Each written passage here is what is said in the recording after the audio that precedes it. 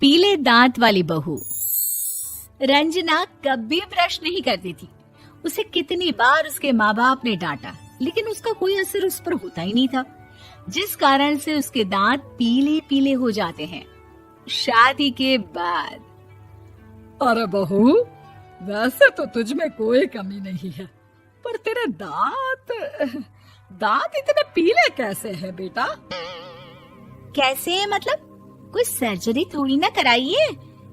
वो तो क्या नाम, मैं ब्रश नहीं करती थी तो पीले हो गए। अब क्या करूं? आप कहें तो लाल करवा लूं या फिर काले? यार ये क्या है, क्यों माँ से लड़ रही हो?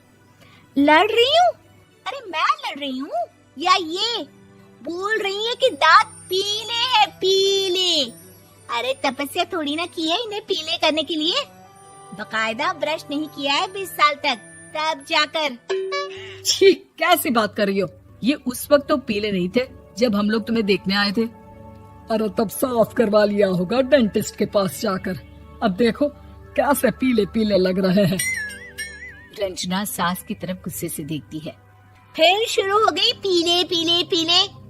अरे पीले तो तब भी थे जब मेरे हाथ का रसगुल्ला उड़ा उड़ा कर खा रही थी और बोल रही थी, लड़की नहीं गुणों का खजाना दे रहे भाई साहब आप। खैर, अब वो लोग करते भी तो क्या करते, पीले दांत वाली बहू पल्ले पड़ी थी तो झेलना तो था ही। एक दिन कीर्तन में रंजना गाना गा रही थी।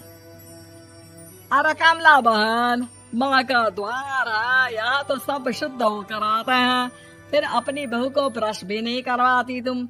दूर से पीले पीले दांत भक्ति में बाधा उत्पन्न कर रहे हैं। अरे कोई 2 साल की बच्ची थोड़ी ना लेकर आई हूँ मैं बहू बनाकर। अच्छी खासी लड़की है, अरे कैसे करवाऊं ब्रश? ये तो उसे खुद करना चाहिए ना। अब माँ बाप तो इसके जैसे तैसे निपटा दिए, ये नहीं सोचा कि सास कैसे संभालेगी। सास बहू को लेकर घर आ जाती है, लेकिन सोच लेती है कि अब इसे लेकर कहीं नहीं जाएगी। अगले रोज बहू कहती है, अरे क्या हो गया, मंदिर नहीं जाना क्या? कीर्तन का वक्त हो रहा है। मेरी मधुर वाणी से कान्हा जी जागते हैं और सोते हैं। आप तो जानती है ना उनकी भक्ति में कितना मन लगता है मेरा। वो क्या है ना, तबीयत ठीक नहीं लग रही है मेरी, आराम करूंगी मैं। तबीयत ठीक नहीं लग रही? अभी तो मिथुन के गाने पर नाच रही थी आप, और अब बोल रही है कि तबीयत ठीक नहीं लग रही। अरे भक्ति में मन लगा लो सासू माँ, ऊपर जाना है, क्या मुंह दिखाओगी आप? हाँ? सास को बहू की बात पर गुस्सा आ जाता है। मैं क्या मुंह दिखाऊंगी, इसकी चिंता तो ना कर, समझी? अपने मुंह की चिंता कर, जो ये पीले पीले दांत लेकर हर जगह पहुंच जाती है। पता है लोग कितना मजाक बनाते हैं। ना जी ना, मैं नहीं जाना कहीं तेरे साथ। तो ये बात है, कोई ना, मत जाओ, मैं अपने कमरे में ही बैठकर भक्ति कर लूंगी। ऊपर वाला दांत थोड़ी ना देखता है, मन देखता है, भावना देखता है।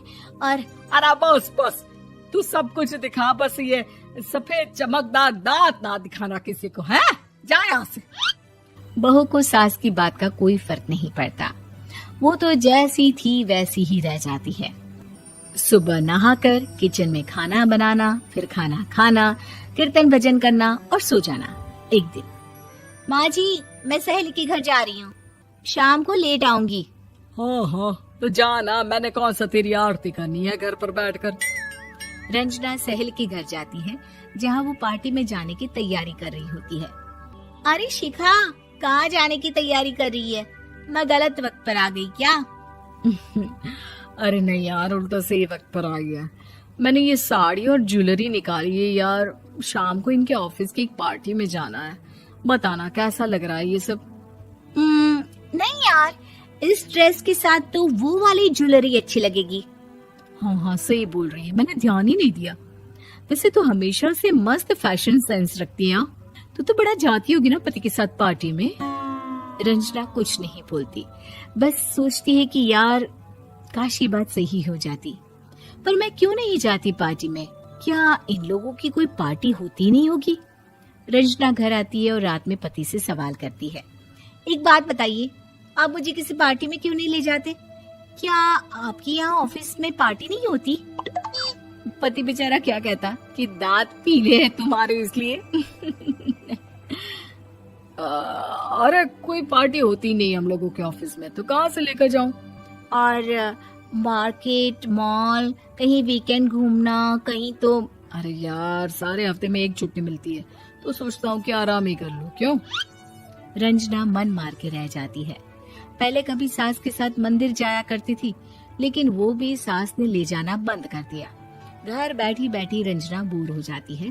तभी उसे आइडिया आता है और वो मायके जाने का सोचती है। सासू माँ, 2 दिनों के लिए मम्मी के घर जा रही हूँ। अच्छा अच्छा, ठीक है, आराम से जा। और हाँ, माँ से कुछ अच्छी आदत सीख कर आना कि कैसे शरीर के हर भाग की तरह दांतों की सफाई भी जरूरी होती है, समझी? शुरू हो गई ना आप। वो लोग आपकी तरह नहीं है कि छोटी छोटी बात का बतंगड़ बना दे। उन लोगों के लिए मैं मायने रखती हूँ, ना कि मेरे पीले पीले दांत। रंजना माँ को बिना बताए उन लोगों को सरप्राइज देती है, लेकिन जैसे ही वो दरवाजे पर पहुंचती है, अंदर देखती है कि घर वाले कहीं जा रहे होते हैं। अब माँ, काश रंजना दीदी के दांतों वाली प्रॉब्लम नहीं होती, तो वो भी हम लोगों के साथ चलती ना बुआ जी की बेटी की शादी में। हाँ बेटा, लेकिन अब उसे कौन समझाए कि उसको उसके पीले दांत नहीं दिखते, लेकिन उसके आसपास के लोगों को कितना एम्बैरेसिंग फील कराते हैं। मुझे तो कितनी बार उसके स्कूल की टीचर ने शिकायत की कि उसके साथ कोई लड़की बैठना भी नहीं चाहती, और ना ही कॉलेज में कोई उससे बात करना चाहता था। लेकिन पता नहीं क्यों उसे ये बात समझ में ही नहीं आती। कोई कमी नहीं है उस लड़की में, बस यही कि दांत पीले हैं। वो तो भला हो जीजा जी और उनकी माँ का, जो दीदी को जैसी है वैसे ही रखा हुआ है। रंजना को अपने घर वालों की बात सुनकर बहुत दुख होता है। वो सोचती है कि वो क्या करे, लेकिन फिर वो सीधा डेंटिस्ट के पास जाती है, अपने दांत चमकाती है और कसम खाती है कि वो रोज ब्रश करेगी। अरे क्या हो गया?